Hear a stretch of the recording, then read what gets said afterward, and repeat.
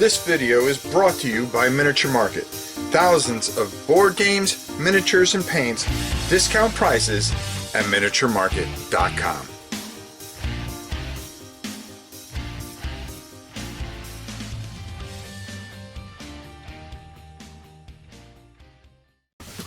Hey everybody, it's your old pal Rob. Hope you're doing well. Today we're going to be talking about, how many times have you ever heard me say anything bad about a GMT game? Probably never. And I'm not going to start now. North Africa 1941. I've been absolutely fascinated by this. This is just one of those games that it's from Mark Simonitch. Hopefully I didn't butcher his name, I apologize. But it covers the entire period from March to December of 1941. Not, you don't end up in Alameda and all that other stuff, but it's kind of Rommel's push and how you are going to deflect from it. And just a very, very interesting thing. We're going to go down. There is no way I can lay out this 6-foot map and show it all to you and go over every basics of it, but I can tell you this much. I want to talk a little bit about it, what this game means, why you need to have it, and then we'll come back and we'll get my final thoughts. Let's go check it out. Now there's no way that I am going to be able to cover this, in fact, unless I do a massive playthrough at some point. But this is just one of those GMT games that I really feel that you have to have. North Africa has been covered numerous times and so forth and so on, but there's just something special about this when you take it by the year.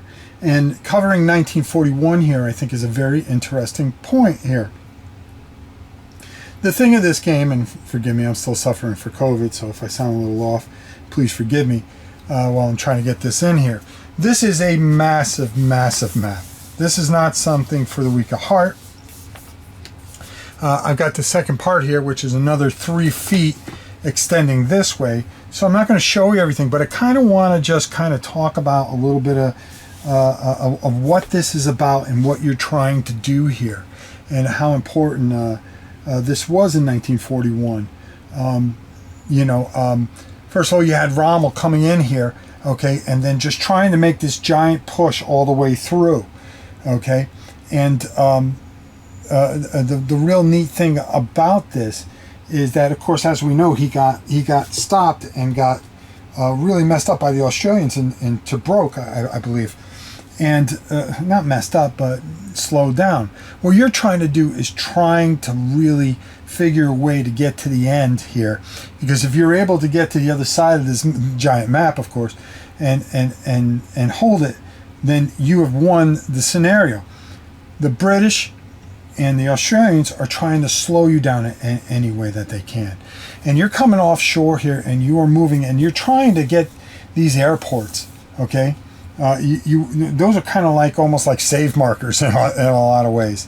And you've got to make sure that you use your supply properly. The counters are beautiful, just like anything else GMT does. Being smart with your supply, making your moves, and pushing forward, knowing when to, and then how do you overcome setbacks? Okay, the game is just it's not overly complicated. It is a medium point type of game, and you're going to be rolling on these event tables to start off your turn.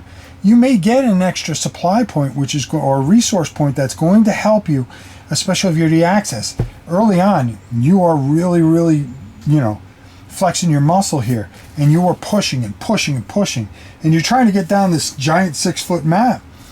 But it's kind of with the British and the Australians where you are kind of bending, but you're not trying to break either.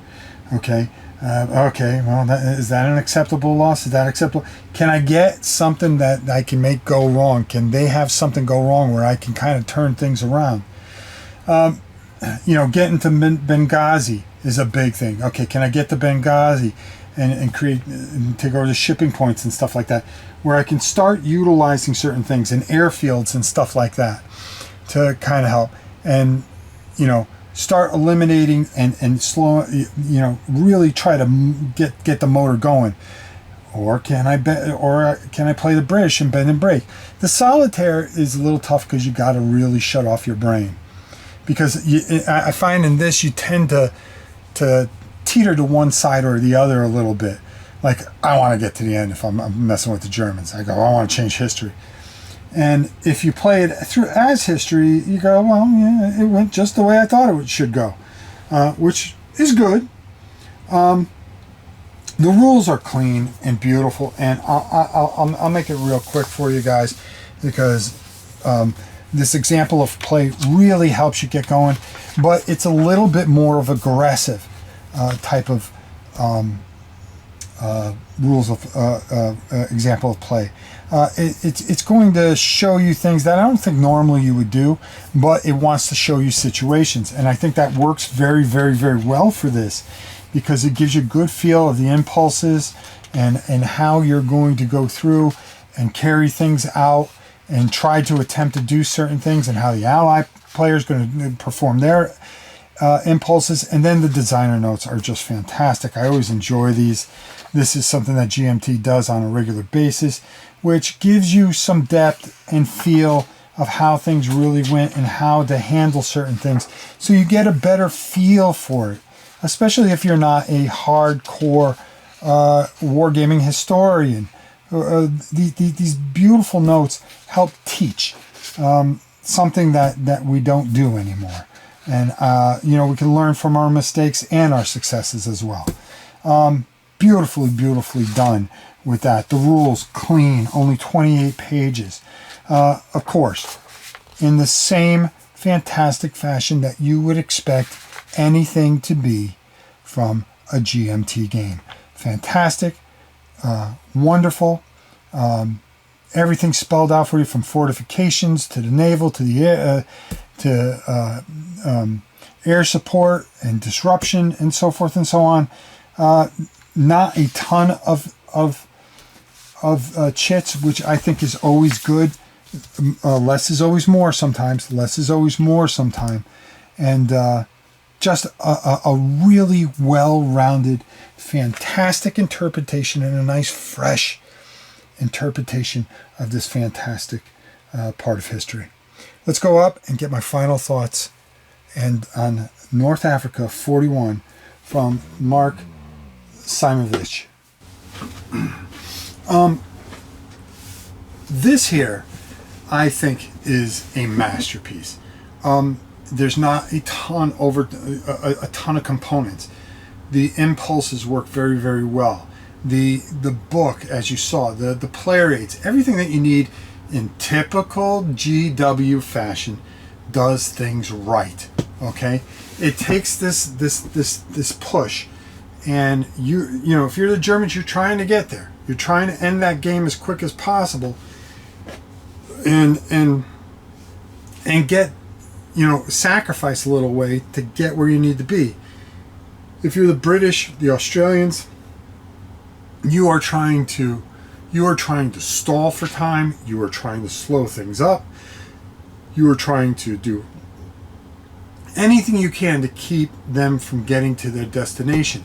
And by grabbing those airports and things like that and stuff, it's kind of like a save mark for them in a lot of ways, as they kind of start pushing, and they kind of put you on your back heels. But at some point, you're going to have to dig in. You're going to have to fight, and that's what makes this so much fun. Is that you have this beautiful grind to it, yet there's got to be acceptable losses, and then you have some high parts, high marks where maybe you get a little slight victory that kind of starts turning that tide. Then on the other side, you start panicking a little bit. The supply system, everything that this thing does it very, very, very well. And this is a must-have. It is nice. If you're able to shut your brain off, it's about a 5 solitaire that they have it rated for. I'd agree with that. The complexity is not over. It's one of those games that you can get to that table. It takes up a big table precedence, but if you can leave it there for a little bit, for a while, and come to it, go back, come to it, you'll find this is very, very, very enjoyable. And just another GMT masterpiece, which is going to sit in this massive wargaming collection for a very, very long time. Hats off to Gene, Mark, and everybody over at GMT. Class above class. And this is why this is one of my favorite companies of all time, and always will be. I don't get rid of GMT Games. I don't. I love them. Until next time, it's your old pal Rob. We'll see you soon, everybody.